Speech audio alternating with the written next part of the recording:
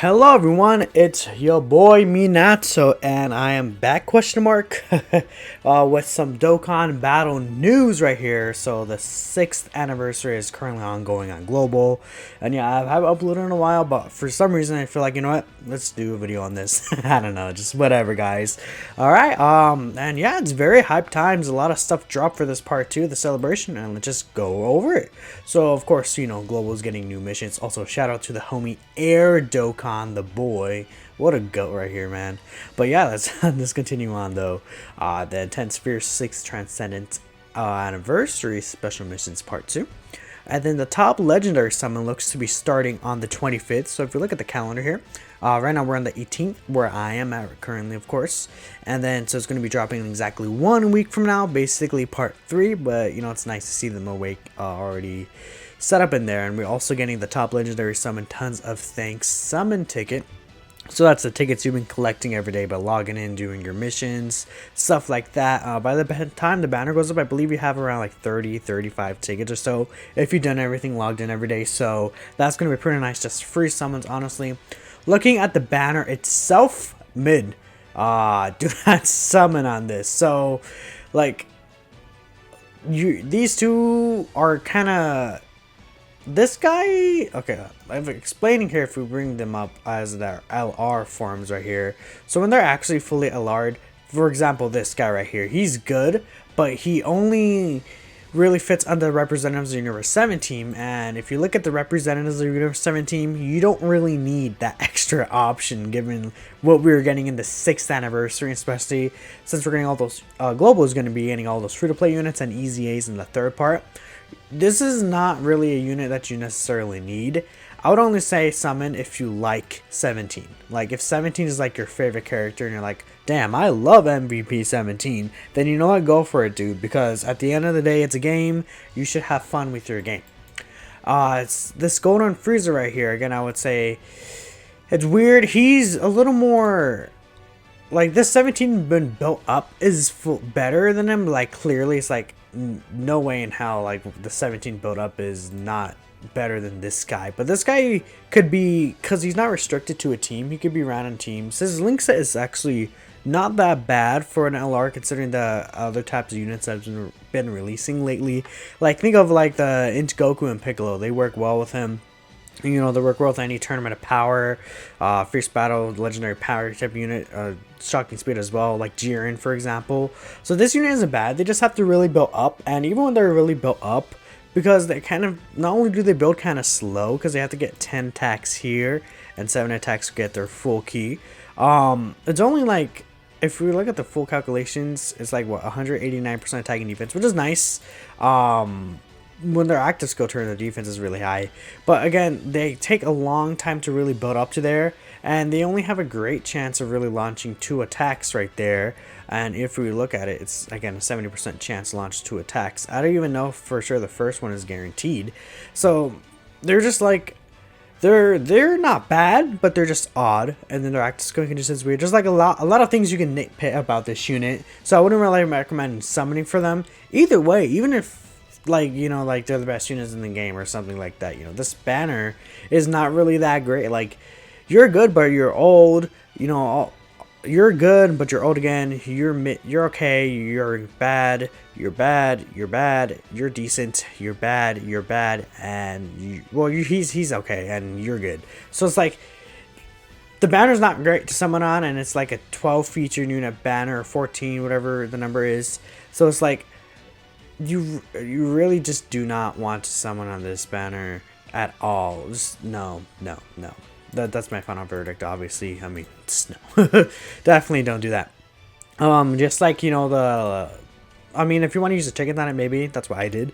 But like, if you don't have these two guys, you definitely want to go in for these guys as much as possible. And their banner will also be available with the thanks to Tons summon tickets. Keep in mind that those tickets don't have GSSRs. There'll be like 5 characters per summon. But if you don't have any of these two guys, again, definitely put as much as you can into here, because these guys are way better than these guys. I'll tell you that, honestly. You're getting new stages to the story events, the Master Roshi Challenge and the Miracle of Universe 7 stage. Obviously, those are coming with the LR Roshi Awakening, the Tien and Roshi awakening right here, Krillin in 18, and I don't believe actually this guy is out, or no, he is out with them. The physical UI Sign Goku finally getting it awakening on the global version. So if we look here just quickly, this guy is still very good. You know, obviously it's the issue with these units is that like they're nice. You know, this guy's kind of not really as great as he is supposed to be. Like when he's ace, he's like supreme. Same with this one, and then same honestly with the UI Goku. It's like what I don't like about these units is that they release them with the intent that they're gonna be finalized with the EZA, but that just takes away the point of an EZA, which is to make the unit better after a long time when they just really aren't as relevant anymore. That takes it away from these units, unfortunately, and it's like, I mean, I don't like it personally. I feel like they should have just made them as good as they are right here, but without an EZA personally. I'm sure many people do feel that way, but again, if we're talking about just before they awaken, they're not really that great. They're not really that great. UI Goku's probably better than these guys right here, just because he gives a 3 key to your Survival Saga, has a solid 80% attacking defense. You know, he's just a basic unit on a lot of teams. The only things that you definitely want to run him over in UI Goku, which especially before his EZA, which we'll be getting to soon. Roshi is actually the one I'd say is still pretty good before he EZAs. He definitely still does a lot of things. He still has a chance to stun right here. Unfortunately, he doesn't seal, but he still has the revive, the medium chance to dodge. He still gives the support buff to Turtle School allies. Overall, just he's a very well built unit, honestly. But again, it's like it's nice. You'll finally be able to allow them and awaken them. You know, get them to the next step. But you're really not going to be using them until the EZA, which is unfortunate. Extreme Z battle right here for, of course, Int UI Goku. Obviously, Int UI Goku is one of the better EZAs in the game, especially for a TUR right here. Just quickly going over his actual new changes. So now he becomes Realm of Gods category key 3 with 60% stats. The Int type right here is nice. So like if you want to run like GT Super Saiyan Vegeta on like Realm of Gods, that is technically possible with this guy, but you probably just want to run full Realm of God units anyways. You know, stacks attack and defense. Before he awaken, you only stacked attack. And now he just gets bumped up to 150% attacking defense, and then he awakens when HP is 70% or less.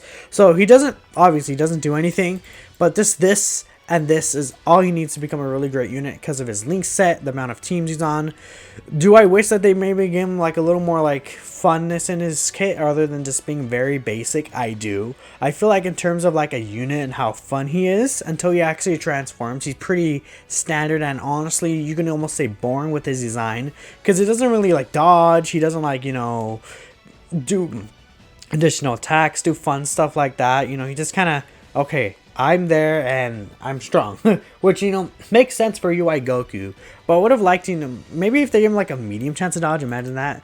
I don't know, something to make him more fun, but he still, that doesn't take away, that's just me saying I feel like they could have made the design more fun and, you know, interesting rather than just, you know, 150% attacking defense and then stack. That's really it, but still very good. That's definitely not taken away from it. Now when he transforms, he becomes obviously more interesting. He still stacks attack and defense when which is very good, stacking the defense again. I didn't mean like that. He gets key 3. The key 3 I believe is new as well, correct? No, he always had key 3. 200% attack, but then he loses 150% defense. Now before he EZA'd, he didn't have any defense at all, so obviously that's a huge change to him. He still has a 70% chance to evade enemies' attack. He disables enemies' guard, which means that he doesn't have to worry about type disadvantage, which again is not really, in 4 out of 5 cases, obviously you're not going to really have too much use of this. But this is still, you know, very nice to have. And then he evades enemies' attack for 1 turn after awakening him, guaranteed. So the first thing to transform with him, so like in Super Battle Road, you get under 50% HP, bam, guaranteed dodge. Like think of like Tech Caulifla against Pure Saints or Universe Survival Saga.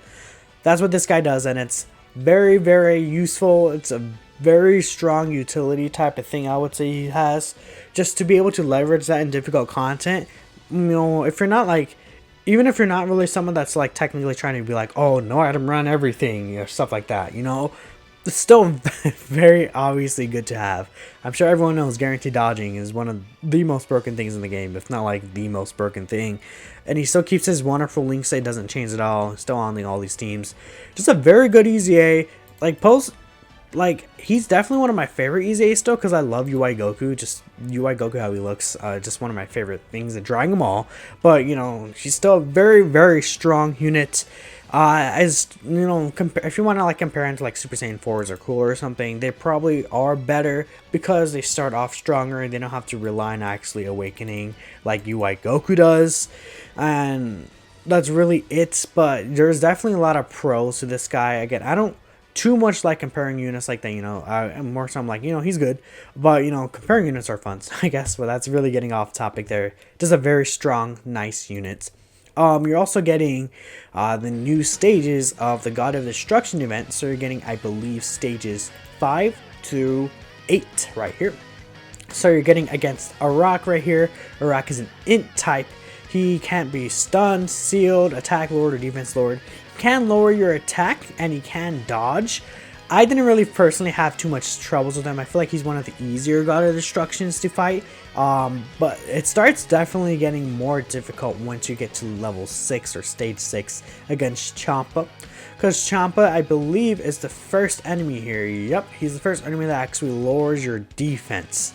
Now, he can actually, I believe, you know, he doesn't dodge or do anything like that, but he can lower your defense again, which is very, you know, very, very annoying. For units like Goku and Frieza, though, you can lower his defense. Like right here, as you see, this guy is immune to defense lowering.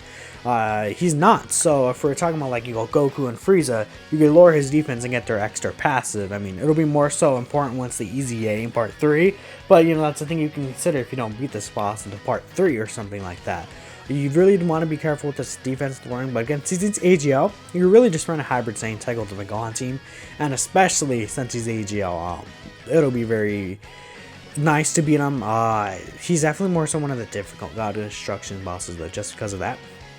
Beerus, I feel like Beerus is also one of the more difficult ones. I feel like in terms of these ones, like all these stages, Beerus is probably the most difficult one. The reason for that is because he changes from int to STR. Now, unlike Hellas, Beerus still does hit actually pretty hard. If you notice, I'm sure a lot of you did notice, Hellas does actually not hit as hard as, like, say, Moscow or Kitella right here, because he changes the typings. But Beerus still hits as hard as those, you know, other God of Destruction bosses do. He could actually evade your attacks before he transforms, and he can lower your defense before he actually goes STR. And the thing about that is that you want to bring physical units against this guy, but then he's STR, and you're like, oh dang, my physical units are cooked, basically, you know. And so it's weird, but it's like fun. I think he's probably the most fun one because of how you have to think about it. He's not like straight up, you know, like freaking Belmont, for example, you know, who is actually more so annoying. Well, Beerus, I feel like he's more so of a fun fight, if that makes sense. When Beerus transforms, he actually does not lower defense anymore or dodge, so you can guarantee, you know, make sure you hit him and stuff like that, and you don't have to worry about him lowering your defense if your like defense is stacked up with units, say like AGL or Gohan or something. So that's really the strat there. I would say like a strat I would probably recommend is go ahead and use your items right here in this first stage, even though if you're bringing AGL units. And then once you're right here stacked up against this Beerus, you'll take way less damage because you won't lower your defense. But keep in mind, he's still definitely formidable. And then the final stage would be against Liquor, one of the two, I'm sure. Anyways, he actually could double super, which is very annoying, definitely, since he also lowers the defense. So I would say if in terms of ranking how difficult they are, it's Beerus, Liquor, Champa, and then Arak.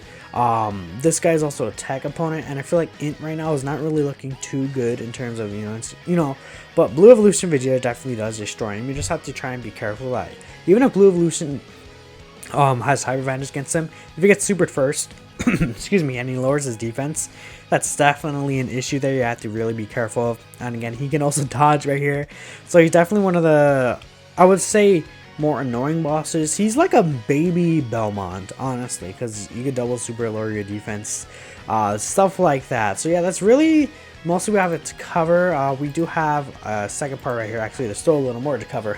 But the new stage is Infinite Dragon Ball History. Again, not really too much of a difficult stage. I feel like, again, the most interesting thing is right here. This last stage, he can actually disable your evasion. And this Blue Evolution Vegeta could actually also evade right here. And the 17 is immune to Ki Blast super attacks, like his Dokkan event. Those are like really the three that you really have to point out. First stages are really easy. It does hit, I feel like, harder than a typical Infinite Dragon Ball History stage. But like if you're thinking you're gonna bring like AGL UI Goku in here and just demolish, you have to really be careful of this last stage. I mean, you can still do it, obviously. You also have to keep in mind though that the missions, I believe, you have to bring Universe 6 and Universe 11.